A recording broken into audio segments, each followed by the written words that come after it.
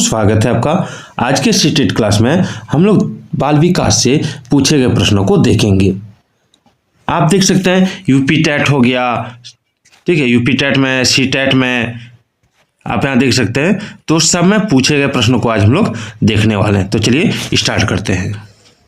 सबसे पहले जो सवाल है वो है संवेग की उत्पत्ति डैश से होती है। किससे होती है? संवेग की उत्पत्ति किससे होती है? तो देखिए संवेग की उत्पत्ति होती है मूल प्रवृत्तियों से। मूल प्रवृत्तियों से याद रखिएगा, ठीक है। अगला है कि किशोर अवस्था में संवेगों की तीव्रता किस प्रकार प्रकट होती है। किशोर अवस्था में संवेगों की तीव्रता किस प्रकार प्रकट होती है? प्रतिकूल पारिवारिक संबंध, व्यवसाय की समस्या, नई परिस्थिति की समायोजन या उपयुक्त सभी। इसका आंसर क्या होगा? इसका आंसर क्या होगा? देखिए इसका आंसर हो जाएगा आपका ऑप्शन डी, उपयुक्त सभी। चलिए आगे देखते हैं। आगे है विकास का, ठीक है, विकास का सिर पदाभिमुख दिशा सिद्धांत व्याख्या करता है कि विकास इस प्रकार आगे बढ़ता है। तो इसमें आंसर क्या होगा? इसमें आंसर होगा सिर पदाभिमुख मतलब होता है सिर मतलब सिर, पद मतलब पैर, ठीक है। तो सिर पदाभिमुख मतलब सिर से पैर की ओर, ठीक है। देख सकते हैं सी टेट में, यूपी टेट में ये सारे प्रश्न पूछे गए हैं। अगला निम्नलिखित में से कौन सा बाल विकास का एक सिद्धांत है? तो देखिए बाल विकास का सिद्धांत कौन सा है? तो विकास परिपक्वन तथा अनुभव के बीच अनोन्य क्रिया की वजह से घटित होती है, ठीक है। तो ये बाल विकास का सिद्धांत है। ये आपका सीटेट 2015 सेकंड पेपर में पूछा गया था। अगला सवाल है कि पूर्व विद्यालय में पहली बार, इसको थोड़ा छोटा कर देता हूं। अगला सवाल है कि पूर्व विद्यालय में पहली बार आया बच्चा मुक्त रूप से चिल्लाता है। 2 वर्ष पश्चात वही बच्चा जब प्रारंभिक विद्यालय में पहली बार जाता है तो अपना तनाव चिल्लाकर व्यक्त नहीं करता, अपितु उसके कंधे व गर्दन की पेशियां तन जाती हैं। उसके इस व्यवहारिक परिवर्तन का क्या सैद्धांतिक आधार हो सकता है? तो देखिए इसमें जो होगा, इसमें विभेद व एकीकरण विकास के लक्षण हैं, ठीक है। चलिए आप देख सकते हैं सीटेट 2014 में पूछा गया है। अगला प्रश्न देखिए कि मानव विकास को क्षेत्रों में विभाजित किया जाता है जो हैं, कौन सा है? तो शारीरिक विकास, संज्ञानात्मक विकास, संवेगात्मक विकास और सामाजिक मनोवैज्ञानिक विकास, ठीक है। ये इन क्षेत्रों में मानव के विकास को विभाजित किया जाता है। चलिए आगे देखते हैं। 7 नंबर सवाल देखिए कि निम्नलिखित में से, ठीक है, निम्नलिखित में से कौन सा विकास का सिद्धांत है? कौन सा विकास का सिद्धांत है? तो देखिए सीटेट 2012 फर्स्ट पेपर में पूछा गया है। तो विकास का सिद्धांत है कि सभी की विकास दर समान नहीं होती है, ये विकास का सिद्धांत है, ठीक है। विकास हमेशा रेखीय होता है, ये गलत है। विकास हमेशा वर्तुलाकार यानी चक्रीय गति से होता है, ठीक है। यह निरंतर चलने वाली प्रक्रिया नहीं है, यह भी गलत है। निरंतर चलने वाली प्रक्रिया याद रखिएगा। चलिए आगे देखते हैं। आगे विकास कभी ना समाप्त होने वाली प्रक्रिया या विचार किससे संबंधित है? सीटेट 2011 फर्स्ट पेपर में पूछा गया था। तो यह है निरंतरता का सिद्धांत, ठीक है, निरंतरता का सिद्धांत से। आगे सिद्धांत के रूप में रचनावाद, सिद्धांत के रूप में रचनावाद दुनिया के बारे में अपना दृष्टिकोण निर्मित करने में शिक्षार्थी की भूमिका पर बल देता है। ये सीटेट 2011 सेकेंड पेपर में पूछा गया है। आगे विशेष अवधि के दौरान विकास प्रगति करता है, लेकिन इस अवधि में समायोजन के लिए विराम करता है। यह विकास के निम्नलिखित किस नियम को अनुसरित करता है?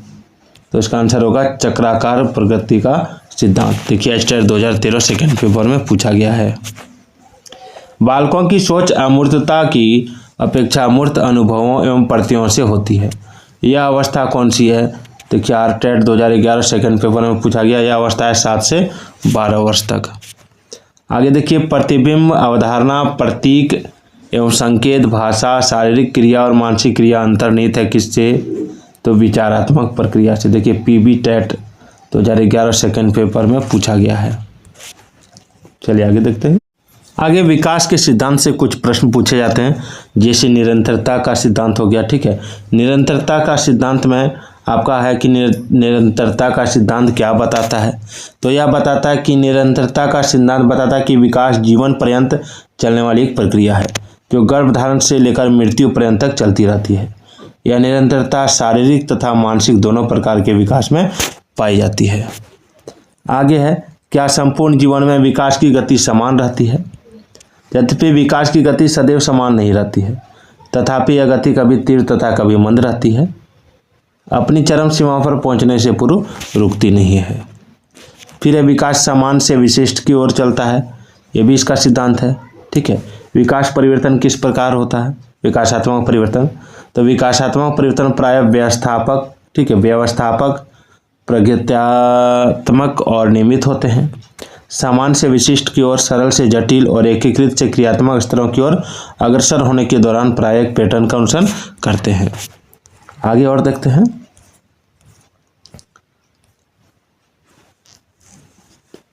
आगे विकास की दिशा का सिद्धांत, तो विकास की दिशा के सिद्धांत से क्या तात्पर्य है? तो इस सिद्धांत से तात्पर्य बच्चे के विकास से है। इस सिद्धांत के अनुसार बच्चे का विकास सिर से पैर की ओर चलता है। बालक का सिर पहले विकसित होता है और पैर बाद में। विकास क्रम की एकरूपता, देखिए विकास क्रम की एकरूपता, तो विकास क्रम की एकरूपता का सिद्धांत क्या बताता है?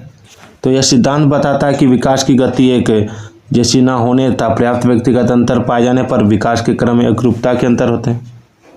देखिए उदाहरण के लिए मानव जाति के सभी बालकों में विकास सिर से पैर की तरफ होता है। ठीक है, सिर से प्रारंभ होता है।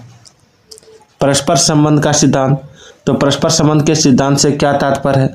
तो इस सिद्धांत से तात्पर्य है कि बालक के विभिन्न गुण परस्पर संबंधित होते हैं। विकास के सभी आयाम जैसे शारीरिक, मानसिक, संज्ञानात्मक और सामाजिक आदि एक दूसरे से संबंधित है। उदाहरण के लिए तीव्र बुद्धि वाले बालक के मानसिक विकास के साथ उसका शारीरिक विकास भी उसी गति से होता है। दूसरी ओर एक क्षेत्र में पाई जाने वाली कम बुद्धि वृद्धि दूसरे क्षेत्र में हो रही प्रगति को भी रोकती है। अब है भिन्नता का सिद्धांत। भिन्नता का सिद्धांत क्या कहता है? इसको थोड़ा छोटा करता हूँ। भिन्नता का सिद्धांत क्या कहता है? तो ये कहता है भिन्नता का सिद्धांत बताता है कि विकास में क्रमबद्धता हो सकती है, लेकिन उसकी गति एक समान नहीं होती है। यह गति शिशुआवस्था और किशोरावस्था में तेज होती है। शुरू में बालक की वृद्धि बालिका की अपेक्षा तीव्र होती है, किंतु बाद में बालिका की वृद्धि बालक की अपेक्षा तीव्रता से होती है। और देखेंगे विकास बहुत ही लचीला होता है। विकास लचीला किस प्रकार होता है? तो इसका तात्पर्य एक ही व्यक्ति अपनी पिछली विकास दर की तुलना में किसी विशेष क्षेत्र में अपेक्षाकृत अच्छा सुधार कर सकता है। वहीं एकीकरण का सिद्धांत क्या है? तो एकीकरण के सिद्धांत में विकास की प्रक्रिया एकीकरण के सिद्धांत का पालन करती है। बालक अपने पूरे अंक को उसके बाद अंक के भागों को चलाना सीखता है। ठीक है, उसके बाद उन भागों में सामंजस्य बिठाना सीखता है। आगे विकास की भविष्यवाणी की जा सकती है। तो देखिए विकास की भविष्यवाणी से तात्पर्य है कि किसी बालक में उसकी वृद्धि और विकास की गति को ध्यान में रखकर उसके आगे बढ़ने की दिशा और स्वरूप की भविष्यवाणी की जा सकती है। आगे शरीर के विकास, जो शरीर का विभिन्न अंगों के विकास की गति में भिन्नता का सिद्धांत, तो यह सिद्धांत इस बात की ओर इंगित करता है कि बालक के सभी अंगों का विकास समान गति से नहीं होता है। इनके विकास की गति में अंतर पाया जाता है। उदाहरण के लिए बालक के मस्तिष्क का विकास 6 वर्ष की आयु तक पूर्ण हो जाता है, जबकि उसके शरीर के अन्य अंग किशोर अवस्था तक पूर्ण होते हैं। आगे अन्य महत्वपूर्ण सिद्धांत जिसे सामाजिक अधिगम सिद्धांत हो गया। सामाजिक अधिगम सिद्धांत के प्रतिपादक कौन थे? बंडूरा और वाल्टर्स हो गया। ठीक है, सामाजिक अधिगम सिद्धांत में किस बात पर महत्व दिया गया है? तो इसमें इस सिद्धांत में व्यवहार को प्रभावित करने वाले कारकों में केवल वातावरण संबंधी कारकों को ही महत्व दिया गया है। आगे पुनर्बलन सिद्धांत। तो पुनर्बलन सिद्धांत का प्रतिपादन किसने किया था? तो जॉन डोलार्ड और नील मिरर ने। आगे है इस सिद्धांत में डोलार्ड और मिरर ने व्यक्तित्व के महत्वपूर्ण कारकों के रूप में किसको स्वीकार किया है? तो डोलार्ड और मिरर के अनुसार जैसे जैसे बच्चे का विकास होता है वैसे वैसे वह सीखता जाता है। इन्होंने बाल्यावस्था के अनुभवों को वयस्क व्यक्ति के महत्वपूर्ण कारकों के रूप में स्वीकार किया है। आगे है पारिस्थितिक सिद्धांत, इकोलॉजिकल थ्योरी। पारिस्थितिक सिद्धांत का प्रतिपादन किसने किया था? तो यूरी वॉन फेन ब्रेनर ने। आगे पारिस्थितिक सिद्धांत में बालक के विकास की व्याख्या किस संदर्भ में की गई है? तो सामाजिक संदर्भ में। आगे पारिस्थितिक सिद्धांत को किसकी संज्ञा दी गई है? तो जैव पारिस्थितिक मॉडल की। आगे पारिस्थितिक सिद्धांत के अनुसार बालक कैसे संबंधों में विकसित होते हैं? तो इस सिद्धांत के अनुसार बालक संबंधों के एक जटिल तंत्र जो उनके आसपास के वातावरण से प्रभावित होता है में विकसित होते हैं। आगे पारिस्थितिक सिद्धांत के अनुसार पर्यावरण तत्व के कितने स्तर होते हैं? तो 5 स्तर। 5 स्तर कौन कौन है? तो देखिए, लघु मंडल हो गया, या सामाजिक वातावरण के का सबसे भीतरी स्तर है, ठीक है।